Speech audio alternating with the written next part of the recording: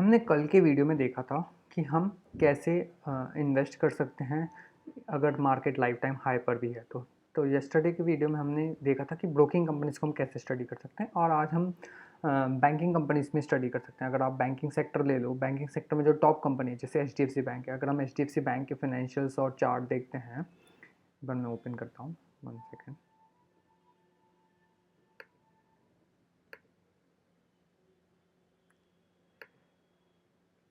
ये हमारे कल के वीडियो में हमने बात की थी कि हम कैसे इन्वेस्ट कर सकते हैं डिफरेंट सेक्टर्स में जब मार्केट लाइफ टाइम हाई पर भी हो।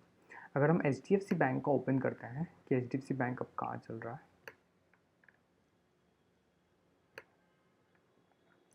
अगर आप देखोगे 5 ईयर्स का चार्ट देखोगे HDFC बैंक का, it has hardly given any movement.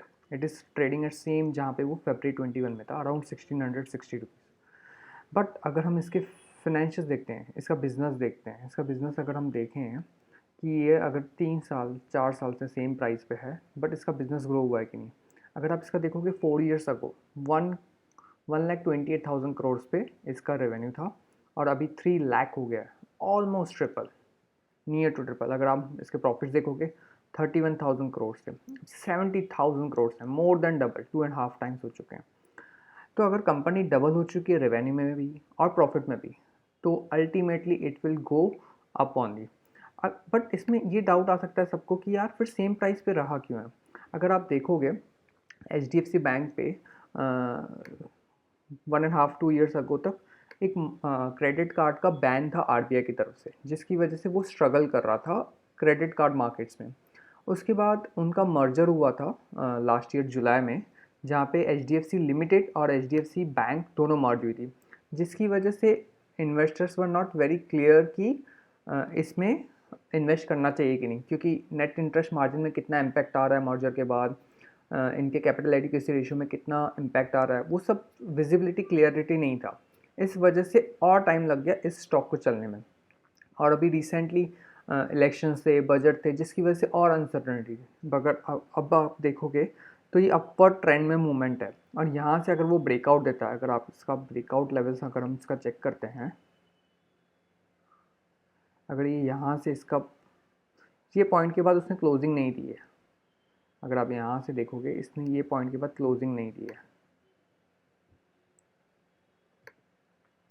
तो अगर ये 1700 क्रॉस करता है, क्लोजिंग देखता है, तो ये अपवर्ड ट्रेंड कंटिन्यू करेगा। अगर हम इसका टारगेट, अगर हम इसका प्लॉट करें, अगर हम इसको देखेंगे तो ये कप विथ हैंडल पैटर्न बना हुआ। अगर आप ये देखोगे कप और ये इसका हैंडल, अगर ये कप विथ हैंडल पैटर्न अगर आपको मैं क्लियरली दिखा पाऊँ, second we can try, not sure you are able to see, मैं विड्थ बढ़ा कर देता हूँ।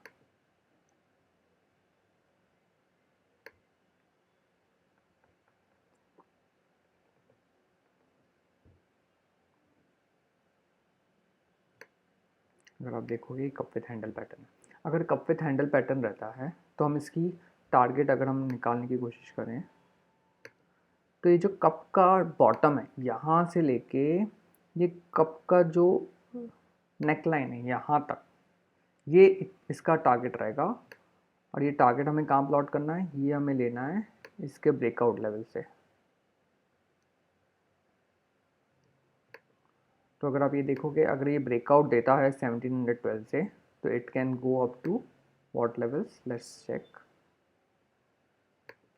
2144। तो ये 24-25% गेन दे रहा है नेक लाइन से। अगर हम इसका करंट प्राइस से टारगेट देखें, कितना टारगेट आता है इसका,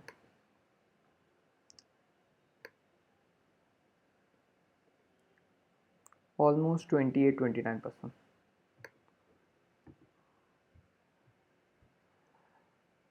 अगर हम इसके रेवेन्यूज़ और प्रॉफिट के हिसाब से भी देखें, तो जब ये प्राइस ऑलमोस्ट 1600 के आसपास चल रहा था, तब इसके रेवेन्यूज से अब ये ऑलमोस्ट ट्रिपल हो चुके हैं, प्रॉफिट्स भी इसके ट्रिपल हो चुके हैं।